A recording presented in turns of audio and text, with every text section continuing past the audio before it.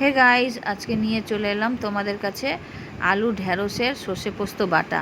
So আমি কিভাবে তৈরি করি সো দেখো।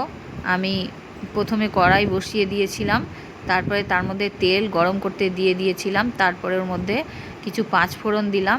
পাঁচফোড়নটা ফুটে গেলে তারপরে ওর মধ্যে আলুটা দিয়ে দেব। তো আলুটা ভালো করে লাল লাল করে ভাজতে হবে, তারপরে ঢ্যাঁড়সগুলো এর মধ্যে দিতে হবে। আলু আর ঢ্যাঁড়স যদি একসঙ্গে দেওয়া যায় তাহলে ঢ্যাঁড়সটা গলে যাবে আর আলুটা ভালো সেদ্ধ হবে না। ওই জন্য আলুটাকে আগে ভেজে নিতে হবে, তারপরে ঢ্যাঁড়সটাকে দিতে হবে।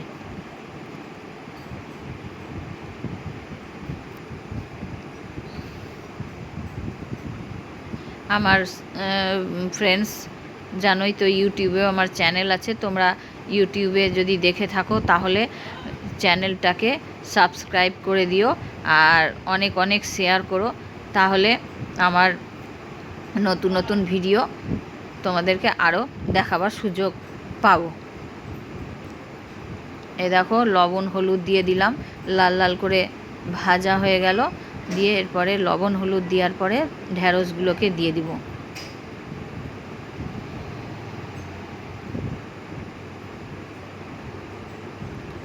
এ দেখো, ঢ্যাঁড়সগুলোকে দিয়ে দিলাম, তারপরে আবার কিছুক্ষণ ভাজবো। ঢ্যাঁড়সগুলো বেশি ভাজলে গলে যাবে, ওই জন্য খুব বেশি না ভাজলেও হবে, সামান্য একটু ভাজতে হবে। তারপরে হালকা ভাজা হয়ে যাবার পরে ওর মধ্যে মশলা বাটাটা দিয়ে দেবো, মানে সর্ষে পোস্ত বাটাটা দিয়ে দেবো।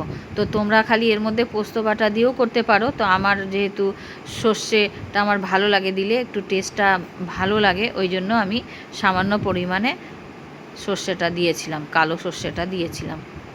তো তোমরা এটা খালি পোস্ত দিয়েও করতে পারো। তো এই দেখো, পোস্ত আর সর্ষেটা দিয়ে দিলাম, দেওয়ার পরে কিছুক্ষণ কষাতে হবে। কষাবার পরে বেশি কষালে হবে না, সামান্যই কষিও। কষানো হয়ে গেলে জল দিয়ে দেব।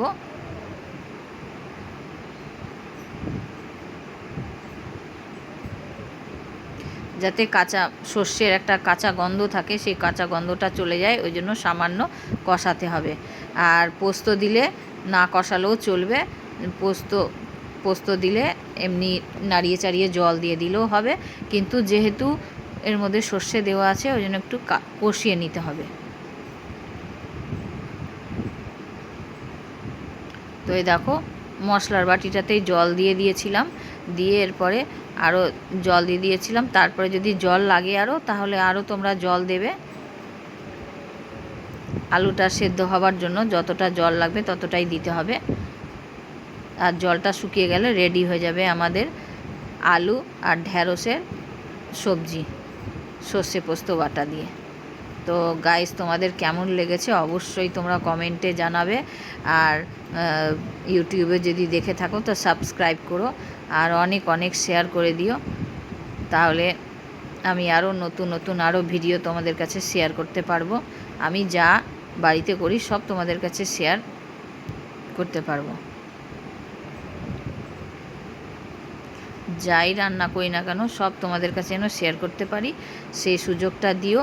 তো ভালো লেগে থাকলে লাইক করে দেবে আর আমাকে অনেক সাপোর্ট